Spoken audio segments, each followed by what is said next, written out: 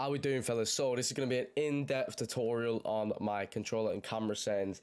So we go to settings and we'll first go to settings again, then customize controls. So first, competitive master switch.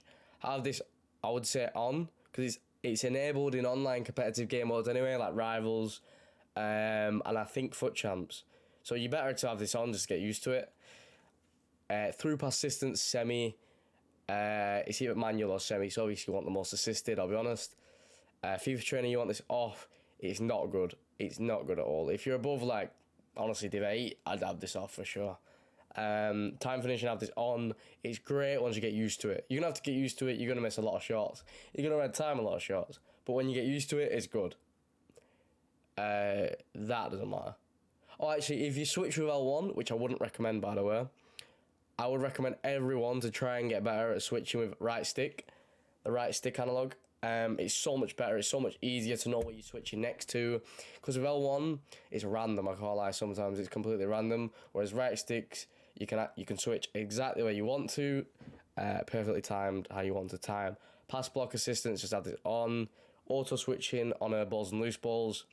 Auto switching move assistance none. Clearance assistance, classic. Player lock on. Player lock's quite...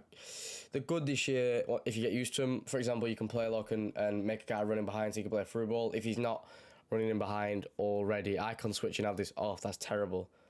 Right stick switching, you want this on classic, player relative. I think the default isn't. So you want to make sure it's on classic instead of player rotation and player relative instead of ball relative.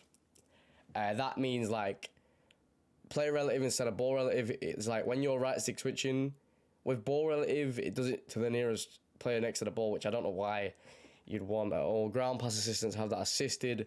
Shot assistance, cross assistance, lob pass assistance, lob through ball assistance. Oh, you want that on semi actually instead of assisted. You just want these all these kind of the most assisted you can get. Analog sprint, this is a big thing. Have this off. If you have this on and you try and sprint with a guy who's tired, oh no, it's not. Sorry. If you have this on and you try and sprint, but you're only slightly tapping in the right stick, it will only go slightly fast. Whereas if you have it off, no matter how much you click in the right analog stick, you'll be sprinting at full speed. Pass, receiver, lock, have that on late. Obviously, if you see a pass and then you play it, but you see a better pass, if you have it on late, you'll be able to switch and play the pass to the better guy. Vibration, obviously have that off. And trigger effect, this is what I was on about, sorry. If players get tired and you have this on, you will get like this weird like vibration when you click in the right analog stick. You don't want that on, that's just silly. So that's all the settings. I play on classic preset. So we go to game settings. Most of these don't matter, to be honest. If you play foot. My camera settings, this is big though. So I play on telebroadcast, custom 20 height 0 zoom. I'd say most pros play on telebroadcast. Some pros play on co-op. Some play on default. I don't know how they do that, but I'd recommend telebroadcast. I think it's the best for height and like seeing the pitch without being too zoomed out, so you can't really attack. Power shot zoom, have that off in case someone does a power shot. It doesn't lock, like it doesn't zoom you in. It's so stupid. I don't know why anyone would have that on. Radar 2D. You want player name and indicator on. Well, I have it on. I think it's better to have it on just because then you have player names. Like, you don't need the gamer tag above the name. Score, clock drop down, have that off.